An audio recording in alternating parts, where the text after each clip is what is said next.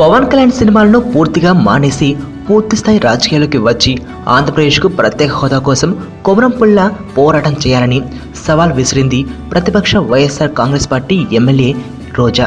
తిరుపతిలో నిర్వహించిన సామూహిక నిరాహార దీక్షలో పాల్గొన్న రోజా మాట్లాడుతూ పై విధంగా వ్యాఖ్యలు చేసింది.